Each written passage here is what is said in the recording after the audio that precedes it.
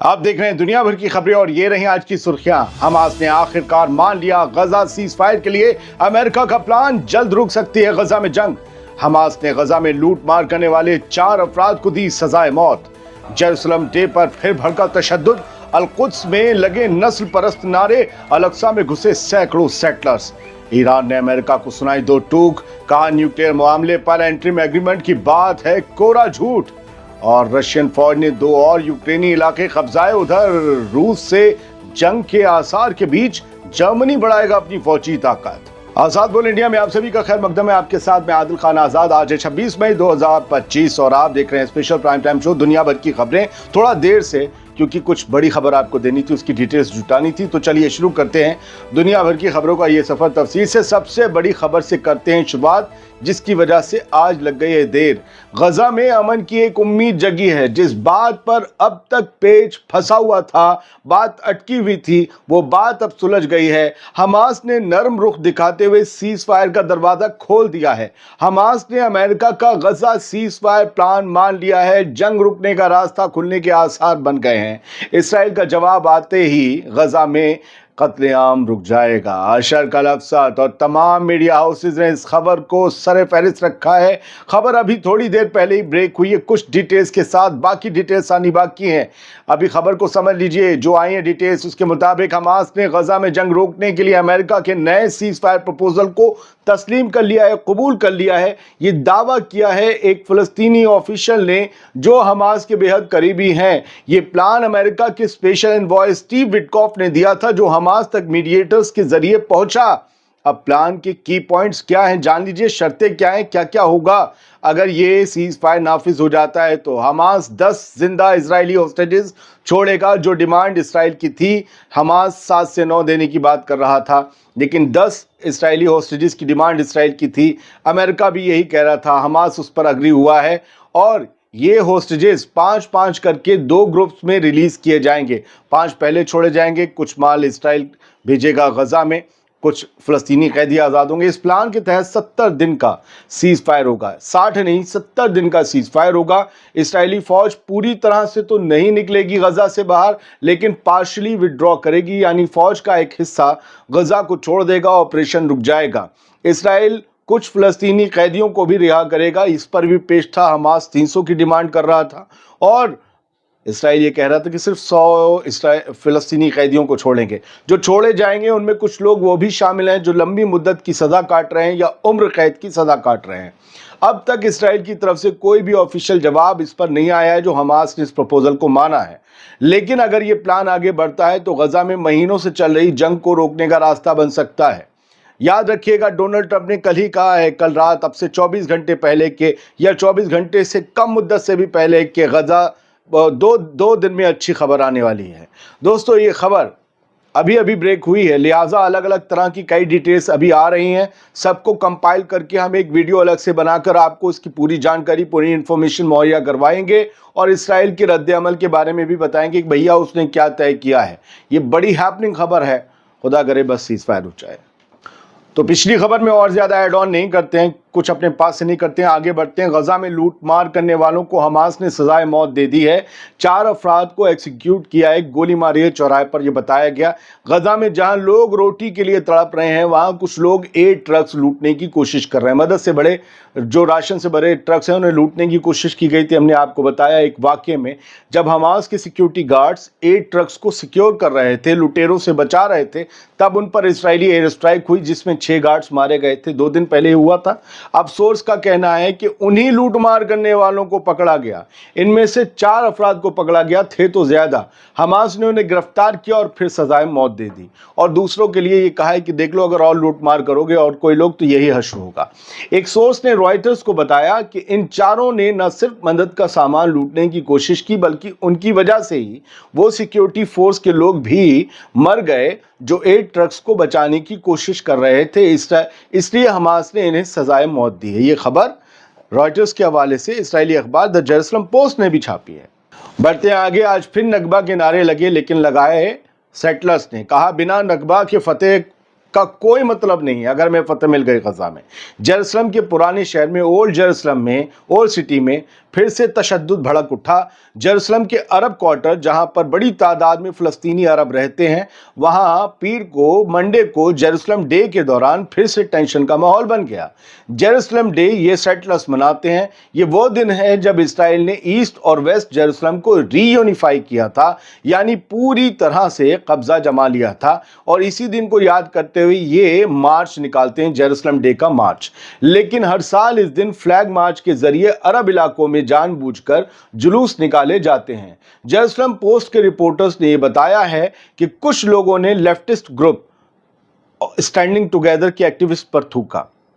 कुछ लोगों ने, ये थूकने वाले सेटलर्स थे, उग्रवादी किस्म के। लेफ्ट वाले हमेशा शांति की बात करते हैं, अमन की, उनके ऊपर ले जाकर थूक दिया इन्होंने मुंह पर। पुलिस अफसरों को धक्का दिया इन सेटलर्स ने, उग्रवादियों ने, और नस्ल परस्त नारे लगाए गए। उन्होंने फ़लस्तीनी अरबों के कत्ल करने के नारे लगाए और फिर एक नकबा अंजाम देने के भी नारे लगाए। बोले नकबा करना ही होगा, नकबा के बिना, इन सबको, फ़लस्तीनियों को खदेड़े बिना हमें गजा में जो जीत मिल भी गई तो वो जीत न होगी। इसराइली पुलिस ने कहा कि उन्होंने 2 शख्स को गिरफ्तार किया है, जबकि ये करने वाले बड़ी तादाद में थे। जिन्होंने इन शहरियों पर पेपर स्प्रे किया था, कुछ लोगों पर, उनके ऊपर काली मिर्च का स्प्रे किया था, उनको गिरफ्तार किया है। इसराइली पुलिस का कहना है कि हमने दर्जनों लोगों के खिलाफ एक्शन लिया है जो वायलेंस में, जो तशद्दुद में, धमकी देने में और बदतमीजी करने में शामिल थे। हर साल यही होता है। जेरूसलम डे के जुलूस का मतलब हो गया है अरब इलाकों में, मालिकों के इलाकों में बाहर से आए लोगों का जाना और अपनी ताकत दिखाना, प्रोवोक करना, उन्हें उकसाना और फिर तशद्दुद भड़काना। कुछ तस्वीरें भी देख लीजिए, चार्ली शैमर्स ने शेयर की हैं।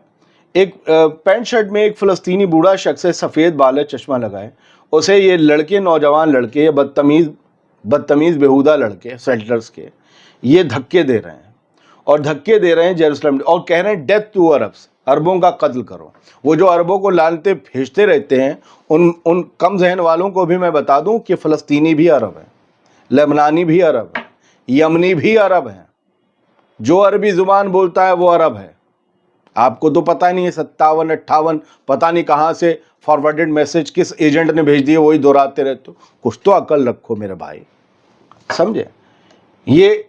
और दूसरा देखिए, अल कस्तल पीएस ने ये जो दिया है, ये वीडियो दिया है, हम वीडियो के चंद शॉट आपको दिखा रहे हैं। ये वो तमाम सेटर्स हैं। पहले आपको एक ब्रिज पे दिख रहे होंगे, ये दरवाजे से गुजरते हैं और फिर ये अल अक्सा मस्जिद के कंपाउंड में पहुंचते हैं। आप कहेंगे अल अक्सा नहीं, अल अक्सा कंपाउंड है भैया, उसमें एक तरफ मस्जिद गुंबद सखरा है और तमाम चीज़ें हैं। तो ये वहाँ घुसे, इसराइली झंडे लेकर, सफ़ेद टी शर्ट्स पहनकर, इन्होंने उछल के हो हा वही अपना नाच गाना किया। ये दमस्कस गेट से घुसे थे, आपको दिख रहा है, ये दमस्कस गेट से हज़ारों, सैकड़ों की तादाद में ये लोग घुसे हुए थे और सिर्फ फ़लस्तीनी इनकी मूवी ही बनाते रह गए और कुछ कर नहीं पाए। तो इन्होंने जाकर अपने झंडे लहराए, वहाँ तालमुर्दिक राइचुअल अदा किए। आज पूरी तरीके से बदतमीज़ियाँ, बेशुमार बदतमीज़ियाँ हुई हैं और सिर्फ बुज़ुर्गों से नहीं हुई, सिर्फ मस्जिद में दाखिल नहीं हुए। आप ज़रा तीसरा वीडियो देखिए, और नीर हसन ने ये शेयर किया है इनका। अगर आप वीडियो देखेंगे तो क्या हो रहा है, स्पीकर, ये जो है, ये वही लड़के हैं, ये वही सेटलर्स के लड़के हैं और यहाँ पर हिजाब में मुस्लिम औरतें हैं, लड़कियाँ हैं, उन सबको घेर के नारे लगा रहे हैं कि इन अरबों का कत्ल करो, एक और नकबा करो। ये हमारी आपकी माएँ बहन है। इस वीडियो को मैं आपको दिखाना चाह रहा हूँ। देखिए कैसे इन्हें कुछ एक्टिविस्ट थे उन्हीं इसराइलियों में जो इन्हें बचाकर ले गए, लेकिन ये जो कट्टरपंथी हैं, ये उग्रवादी किस्म के, ये महाबदतमीज़ हैं। पुलिस ने भी लोगों को बचाने की कोशिश की, वहाँ से औरतों को ले गए, लड़कियों को ले गए, लेकिन ये बेहुदा वहीं उन्हें घेर कर ये बदतमीज़ियाँ अंजाम दे रहे थे।